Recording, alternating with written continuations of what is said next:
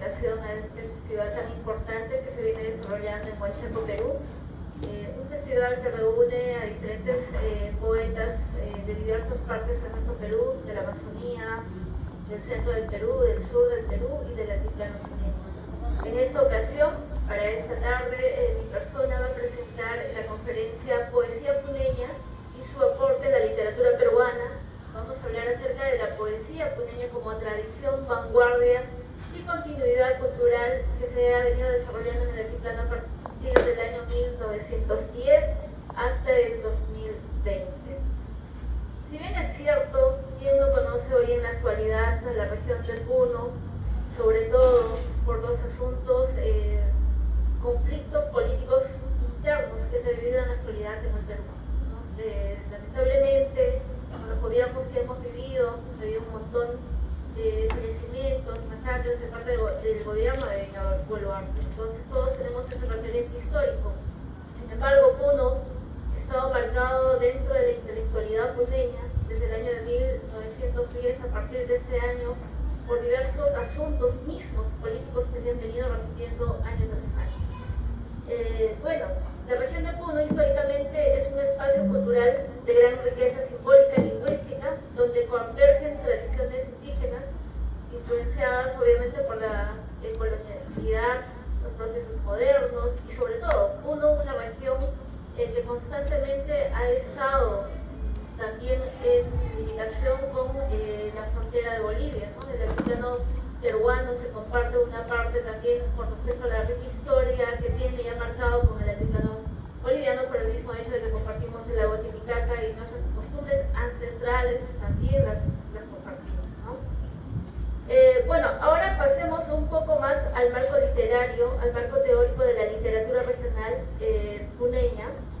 En este estudio que estoy presentándoles, la literatura regional peruana ha cobrado mucha relevancia en las últimas décadas, especialmente el análisis de las tradiciones literarias fuera de la ciudad de Lima. Si bien es cierto, la capital de Lima se caracteriza por tener una mayor población de 12 millones de habitantes, ¿no? Entonces, sin embargo, abarcan obviamente la mayor parte de población, pero ¿qué hay después de Lima? ¿Qué existe en la intelectualidad, en la literatura peruana? ¿Qué hay? ¿Cómo se está desarrollando?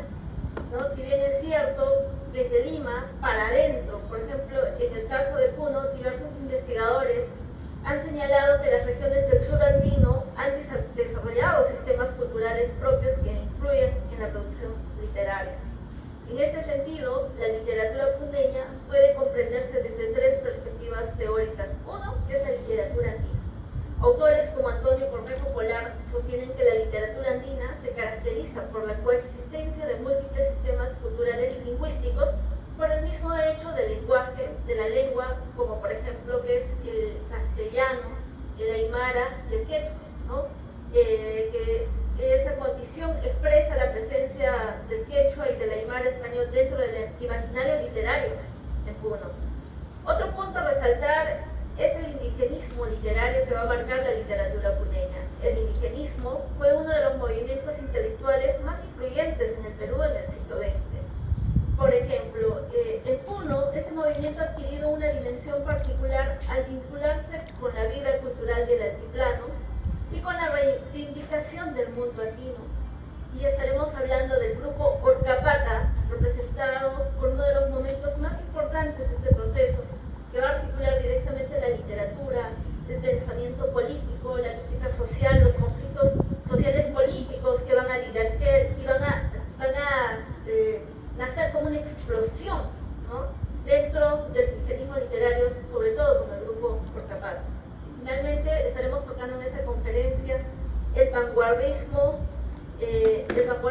latinoamericano, que va a ser fuertemente arraigado por un puneño como Carlos Oquendo de Mata.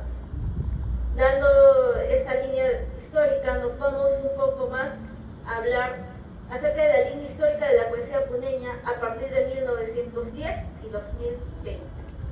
¿Cómo es que nacen las grandes ideologías en este aspecto, ¿no? En este aspecto, en este espacio de 1910, en el Perú ha sido una década de efervescencia intelectual ante el agotamiento del sistema tradicional, ¿no? De la colonia, que aún persistía de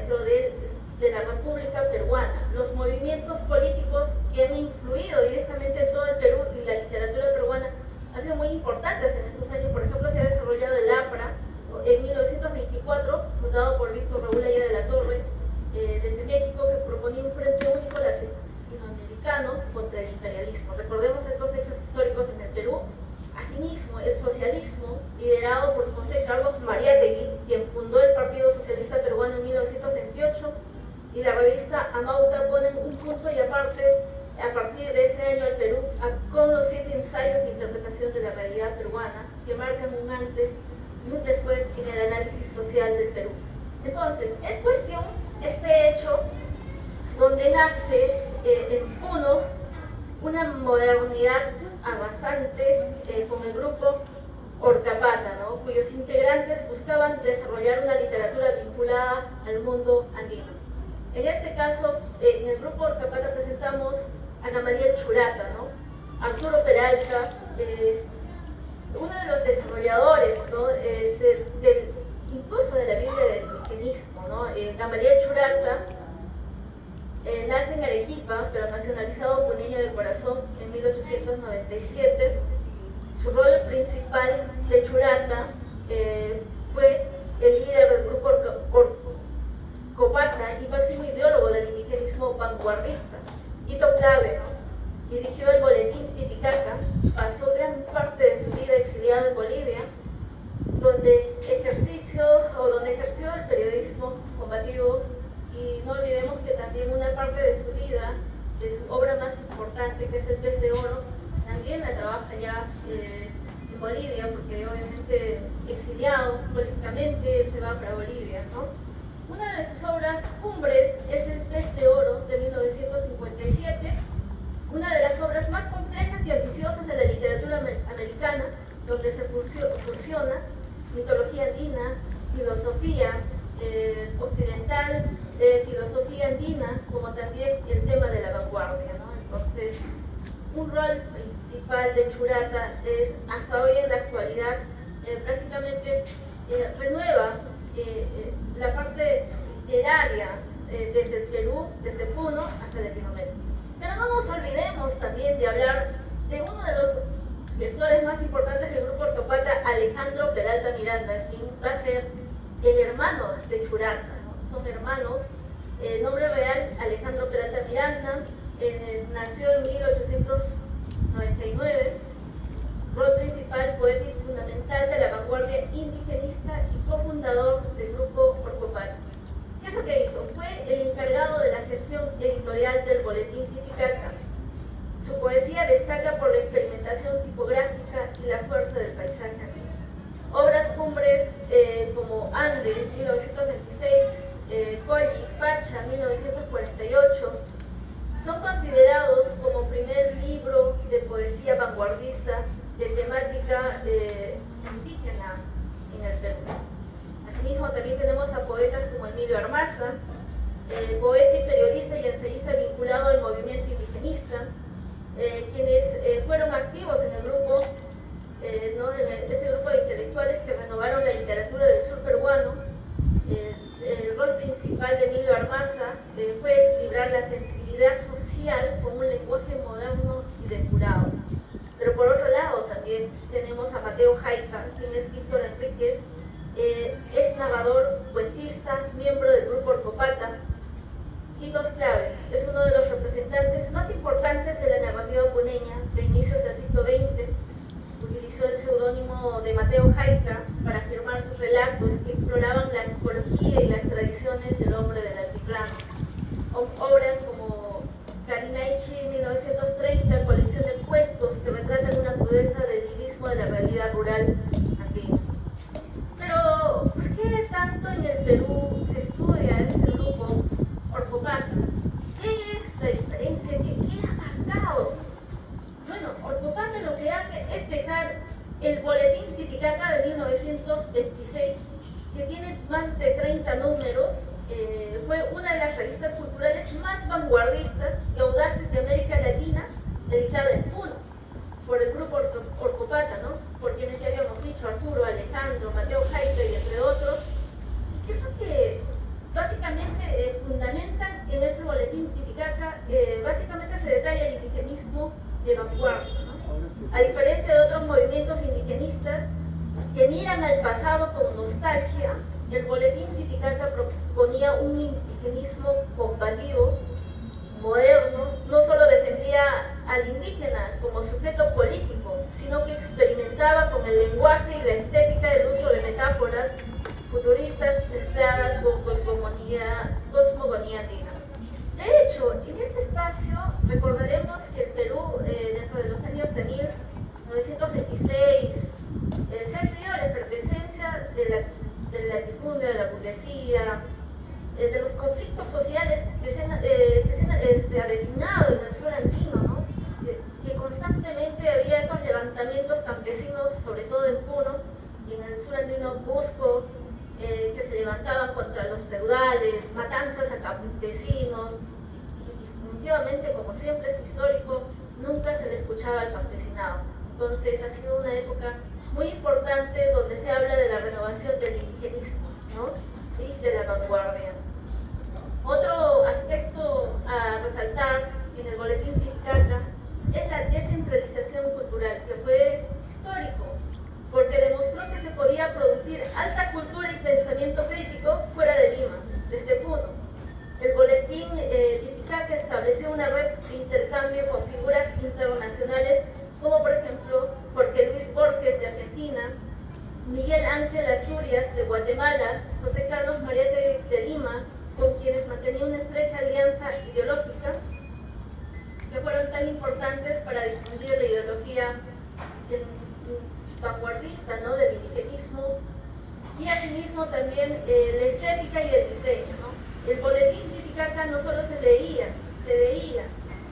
Contaba con xilografías, grabados de madera, impresionantes, muchas de ellas realizadas por artistas como Diego Ururana o Demetrio Peralta. Estas imágenes utilizaban líneas geométricas modernas para representar motivos andinos, creando una identidad visual única, ¿no? Y bueno, básicamente, ¿qué más? ¿Cuál ha sido el aporte del Boletín Titicaca? Uno de los temas principales es la cuestión agraria, ¿no? Una crítica feroz al sistema del gamonalismo, latifundistas y defensa de la propiedad de la tierra para el campesinado. Uno de los problemas que en la actualidad se siguen suscitando y viviendo en el Perú actual, a pesar de que ya estamos en el siglo XX. El nacionalismo incaico. ¿Qué es el nacionalismo incaico? Para el Boletín Titicaca era la idea de que el futuro del Perú debía de cimentarse en sus raíces indígenas, pero utilizando las herramientas del socialismo y la vanguardia europea, ¿no?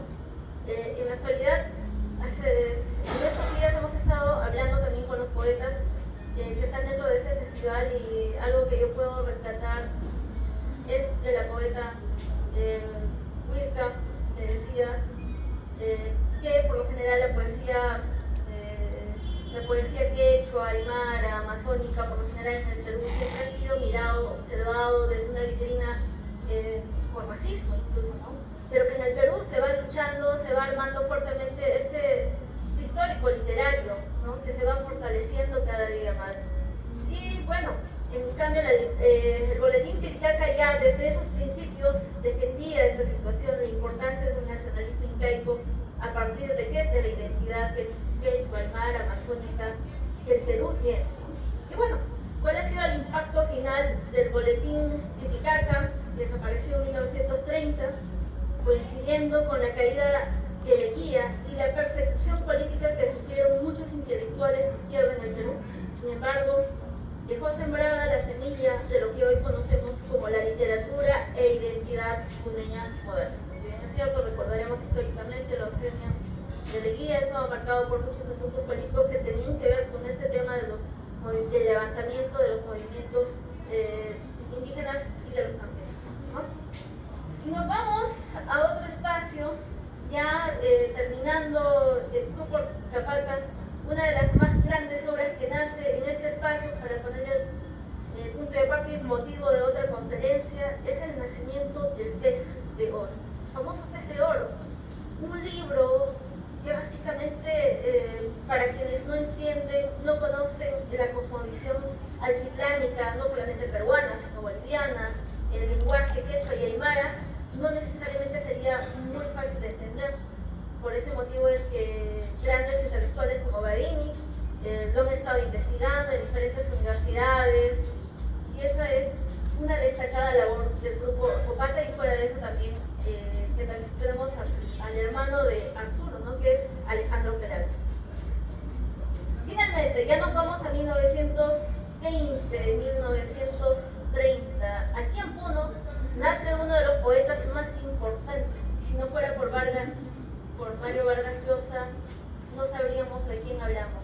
Y es aquí que en 1920, 1930, en este periodo, surge la gran figura de Carlos Oquendo de Amat, considerado uno de los poetas más importantes de la vanguardia latinoamericana. Su obra, 5 metros de poema, 1927, introduce innovaciones formales que transforman la poesía latinoamericana. Y a los 19 años, Carlos Oquendo de Amat es uno de los poetas más brillantes y singulares de la vanguardia latinoamericana. Pese a haber publicado un solo libro, su influencia en la literatura moderna es inmensa, debido a su audacia visual y lírica, ¿no?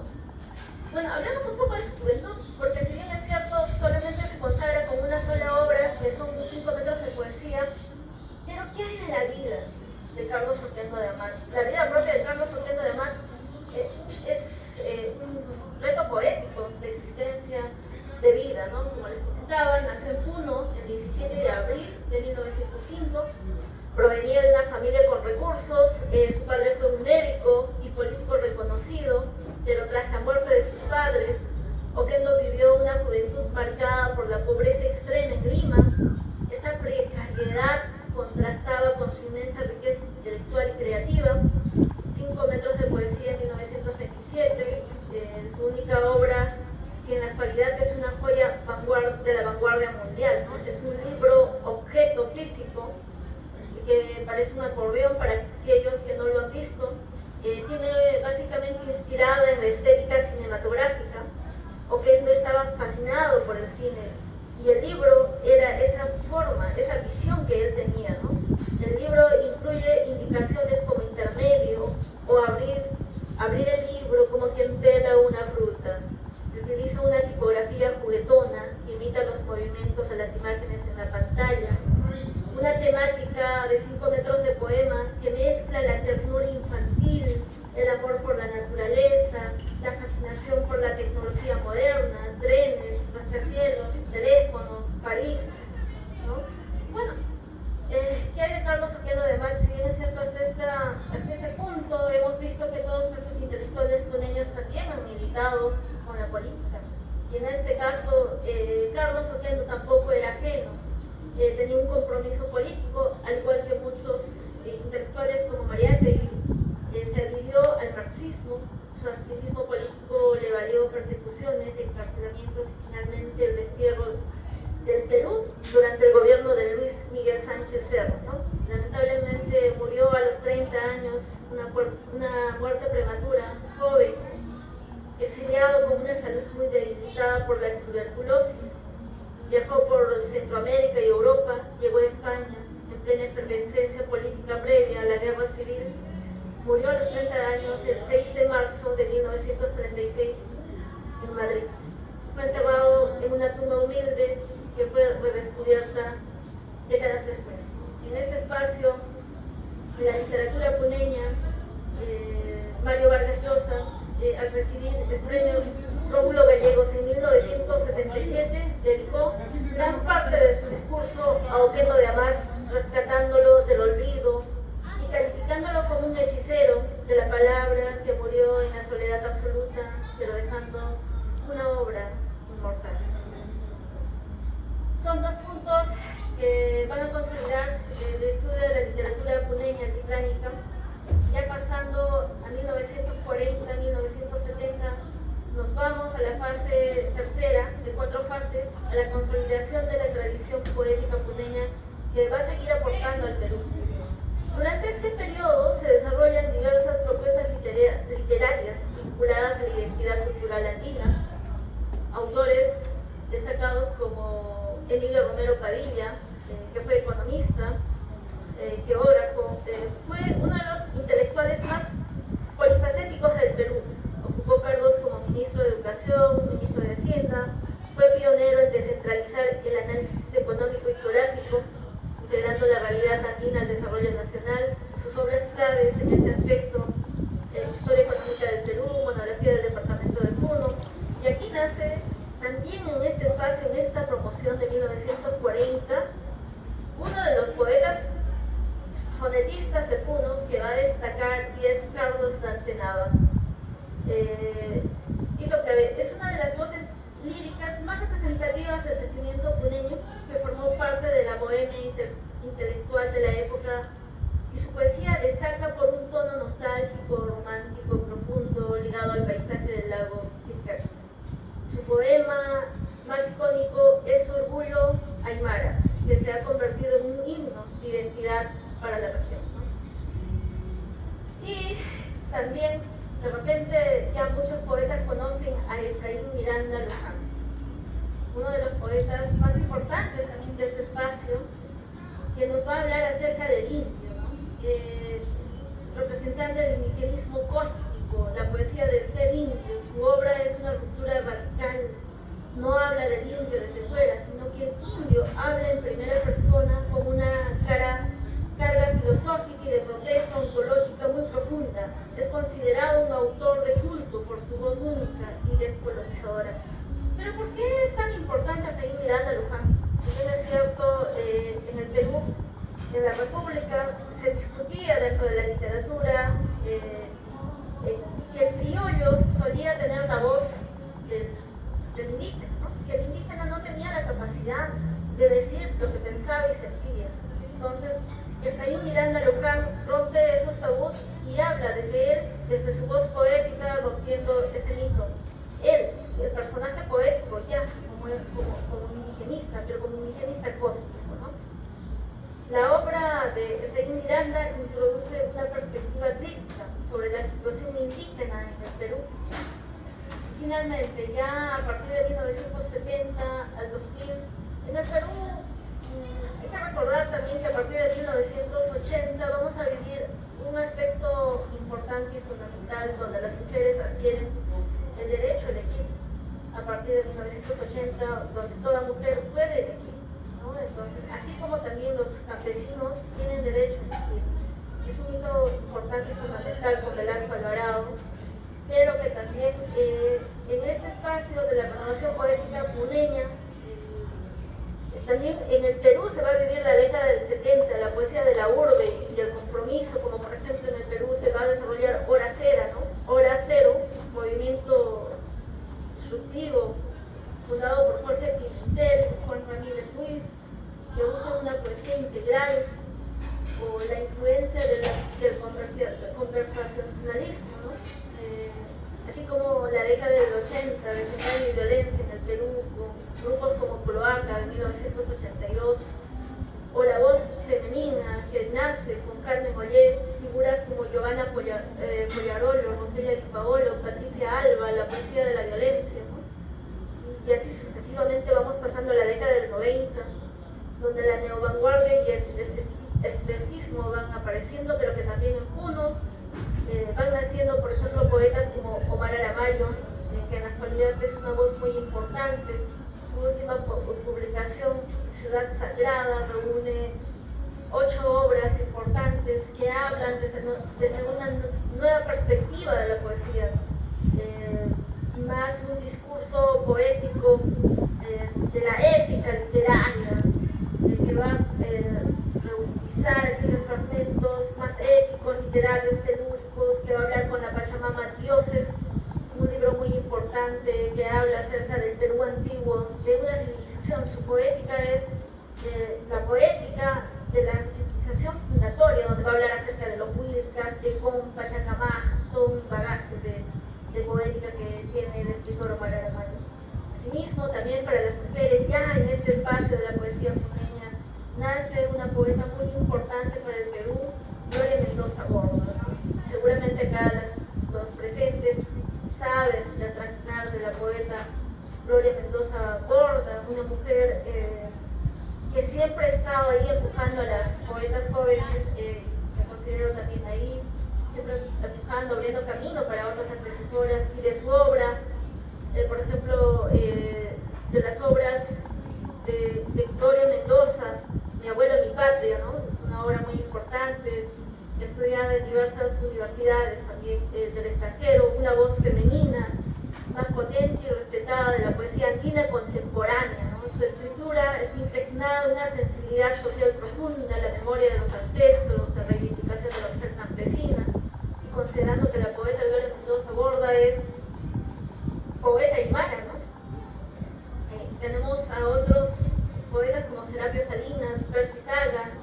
Esta promoción pertenece a la promoción de Carlos Oquendo Yamat. Y en la actualidad uno se caracteriza por tener 4 premios Copes de Oro, de todos varones. Por ejemplo, podemos hablar del poeta Alfredo Herrera, que en 1995 gana con Montaña, en 1995, ¿no? Se alza con el premio Cope de Oro. Luego vamos a encontrar a Feliciano Padilla también, ¿no? Que se alza con la Bienal de Cuento en 1996, la Bienal de Poesía Luis de Rodríguez Castillo, a Filomena Catalina, que son finalistas. En la Bienal de Cuento también tenemos otra vez a Alfredo Herrera, a Luis de Rodríguez Castillo, a Eddie Oliver Seiritupa Flores. Dentro de los Copes de Oro también encontramos al escritor Boris Esquezúa Salmón, que en la actualidad viene trabajando su obra, su última publicación, Ajayo, una poeta andina. Tenemos también al escritor Darwin Bedoya, que es como que bueno, pero que sin embargo toda su poética la ha desarrollado también dentro del espacio geográfico de la región de Puno, que es un premio Cope de Oro. Finalmente también tenemos a Leoncio Luque Cota, el Cope de Oro en el 2013, y sucesivamente poetas como Carlos Mendoza, Rosa Rita Salazar llegan como finalistas de estos premios tan importantes. Entonces, conclusiones, ya la poesía puneña constituye una tradición literaria de gran relevancia dentro de la literatura peruana, ¿no? Como hemos podido analizar a lo largo del siglo XX-XXI, diversos autores han desarrollado propuestas estéticas que articulan la cosmovisión andina con las corrientes literarias modernas. Finalmente, ¿cuál es el aporte de la literatura puneña a la literatura peruana? Es la innovación estética representada por la obra de Carlos Oquendo Yamat, la reivindicación cultural indígena desarrollada por el grupo Orcopaca, sin miedo a las identidades, con fuerza, al autorreconocimiento de nuestras voces, de nuestra identidad, de lo que somos, de nuestra cosmovisión, nuestra historia, desde el propio campesino, desde el propio indígena, a lo que somos, escribir desde la literatura histórica, que tendría que ser desde nuestras culturas, ¿no? Y finalmente la continuidad de la literatura contemporánea en la actualidad visible en la producción de nuevas generaciones de poetas que en la actualidad vienen apostando ya con la propuesta de todo el contenido literario histórico que tenemos en el altiplano peruano como quechus y aymaras puros y amazónicos dentro de la región de Puno. Y seguimos esos dos legados, tanto el legado de los Orcopaca y el legado de Carlos Oquendo Yamat. Muchísimas gracias, Milton, por este espacio. Gracias a los poetas que están presentes por esta oportunidad para poder mostrar un poco más de ello. Gracias. Yo tengo una pregunta. Respecto a las nuevas generaciones de poetas, ¿no? De las que hablas, que están vinculadas con lo histórico, después del atentado del gobierno, ¿no? Y de los asesinatos que se hicieron durante las protestas, ¿cómo se ve o cómo se siente esta efervescencia política con la que ha sido golpeada Puno, ¿no? Desde la poesía? Bien. Hay un asunto clave, puntual, y es que lamentablemente dentro del gobierno de Dina Boluarte, por todo lo sucedido, las muertes del 9 de enero del 2023, es que cada persona que se ha pronunciado ha sido persecutada, ha sido procesada, denunciada. Uno, por lo menos, muchos dirigentes, personas que han alzado la voz, han sido inmediatamente investigados por terrorismo. Entonces, hemos visto en el país que incluso en el gobierno de Dina Boluarte se ha perseguido y denunciado a autores que tenían algo en común, que hablaban acerca del Fujimorato, víctima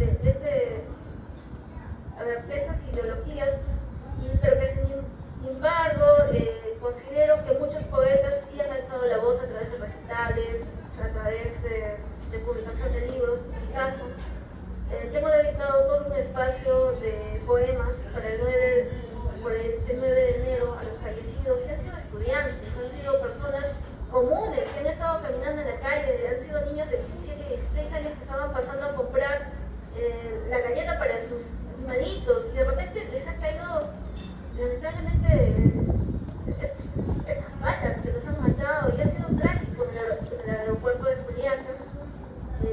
Lamentablemente todos los derechos constitucionales han sido restringidos para los puneños y hemos sido acusados de terroristas cuando en realidad no somos terroristas, simplemente hemos alzado la voz y no hemos estado de acuerdo con el sistema, digamos, legal, político que se ha aplicado en ese momento al presidente que estaba en su momento. No es que se haya apoyado a Castillo, sino simplemente era un sentido común de cómo es que se ha ejercido la persecución política a ciertos sectores que representaban a la izquierda. Eso es lo que pasó. ¿Alguien más desearía hacer alguna pregunta?